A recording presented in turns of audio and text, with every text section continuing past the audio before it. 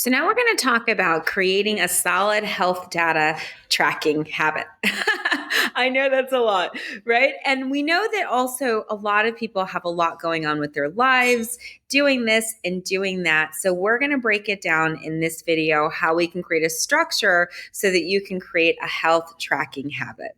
If you're new to my channel, welcome. My name is Dr. Erica Steele. I'm a board certified naturopathic doctor. I hold 7 degrees in my field, all in the natural healthcare space. I like to say that I went to school so you don't have to. Okay, so let's talk about this structure. So we're going to need to be taking our pH levels twice a day. Hopefully by now you've already completed your nutritional assessment questionnaire because that's kind of like a one and done for now. But you're now going to have to incorporate more of your daily pH levels, right? So you're going to do your salivary as well as your urinary. And then we're going to build that up and then review the trends on a weekly basis. So, how do we get this accomplished with everything that we have going on? Let's go ahead and dive into it.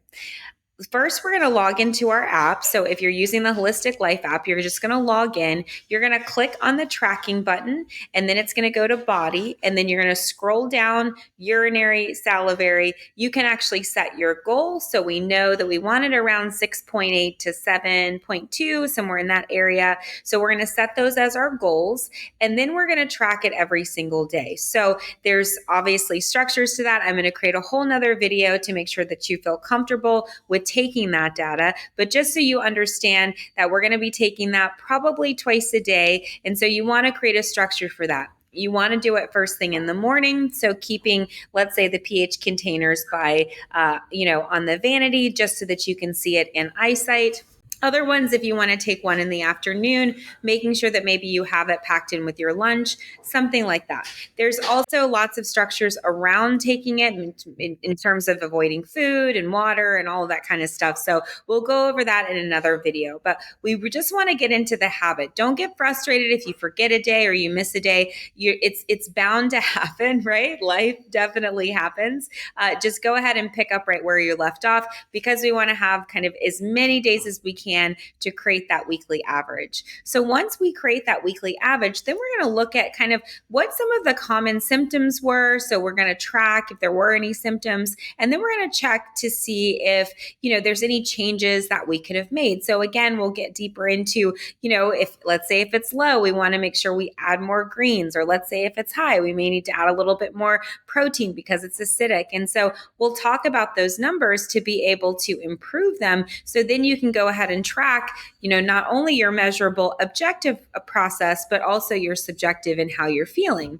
Eventually, what you'll be able to do is take these consistent trends to, let's say, your healthcare professional to look at, especially too if there's anything that's persistent, despite any changes that you've made. Having that data, though, gives you more of power in that situation and more of an informed decision for you to be able to kind of break out your data and have a professional work with you.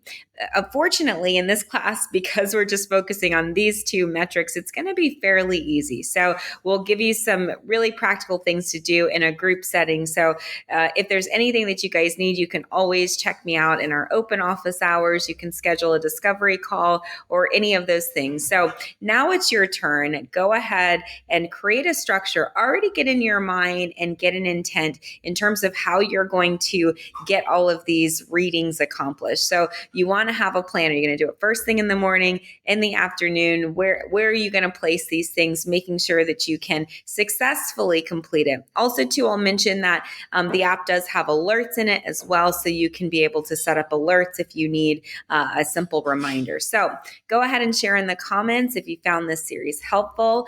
This is just an overview. We'll definitely get deeper into actually specific, the subjective nutritional assessment questionnaire in addition to our pH levels, which is our objective data. So don't forget to like, subscribe, and turn on notifications for more holistic health content.